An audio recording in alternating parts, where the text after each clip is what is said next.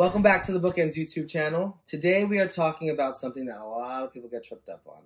What's that? Comp titles. Ugh. Even we get tripped up on it sometimes. It can be so hard, and I know for authors this conversation is so frustrating, and I hate that it is so frustrating. It's too overwrought. So yes, let's start with ground rules. Ooh. When you're picking a comp title, there are some boxes you should check for each of. Yes. It should be a book or TV show or something within the last 5 years. I would even say maybe the last 3. Okay. I think 5 years definitely, but I would even argue that maybe the last 3, because I look at titles that were published 5 years ago and they're starting to get a little dated, or there's been too much that's been comped to them in the past few years. Yeah, that's true. So I would work towards 3, but definitely no longer than 5.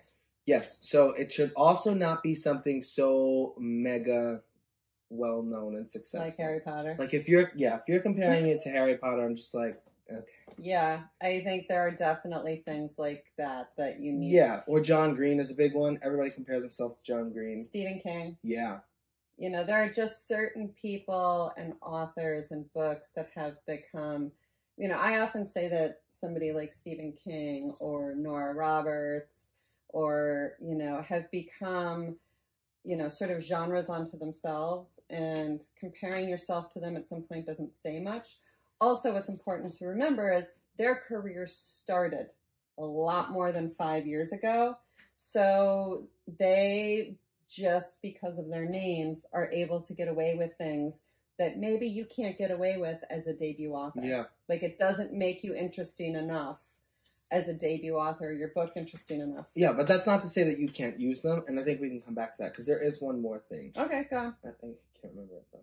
You want to write it down? You got a whole list. It was 3 years. Oh, and the third thing We're is... back! the third thing is that at least one of them should be in your genre.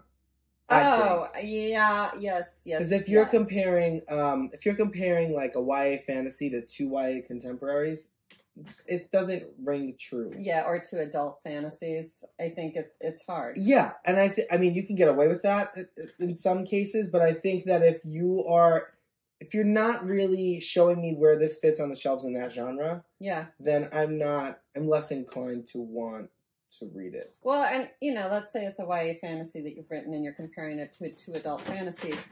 I want to see what makes your book YA. Right. So if you're comparing it to 1 adult fantasy meets 1 YA, even contemporary, yeah, then I get a sense of, I can see where the merge might be. Right.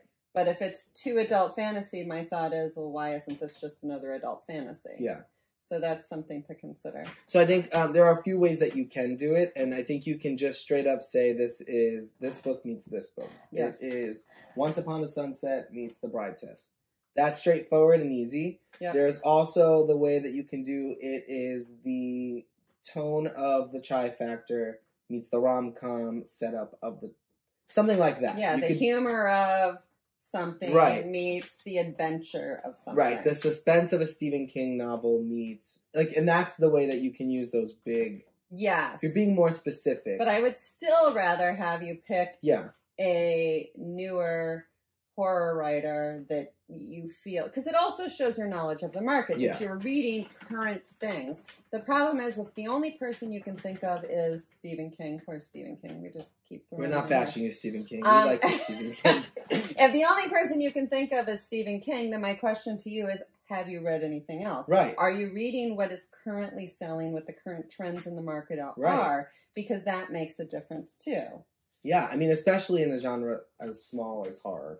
Yes. Yes. If the one thing is just the cornerstone Stephen King, then you're not demonstrating that you do understand current horror. Right, right. Yeah. And I think that's important. Now, I tend to be an outlier on this point that I'm going to make, and that's that I don't think comp titles are required. Oh, I agree. I mean, I think there are some agents who will say they need comp titles, And I would rather have no comp titles than bad comp titles. Yeah, I think running the risk of having bad comp titles that really hype up the book and it kind of falls flat is worse than just saying, this is my book. Right. Right. And I also, one downside to comp titles that I find unfortunate is that there are certain comps you would make to me that are immediate turn offs. Yeah.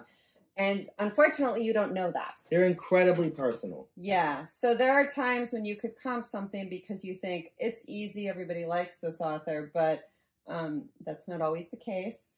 And there are definitely certain authors that are comped in my world, not as much as they used to be, that I immediately am mentally turned off by the entire query.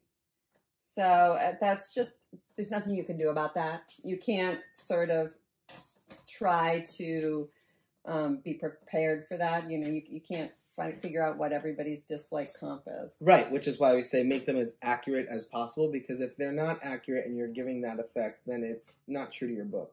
Yeah. But if your comp titles are super accurate, then it's not likely that we're going to love the book. Yeah.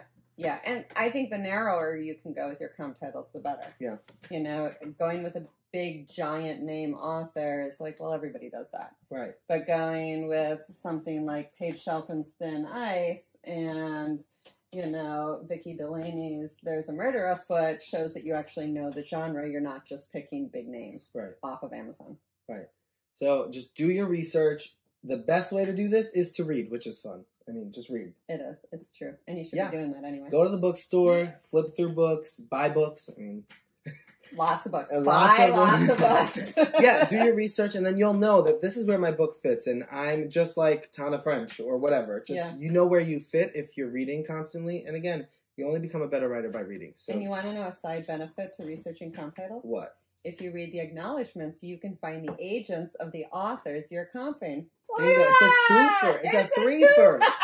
Oh my goodness. So many firsts. Yeah, so good luck. Make sure you're getting as accurate as possible, as specific as possible, and have fun. Yeah.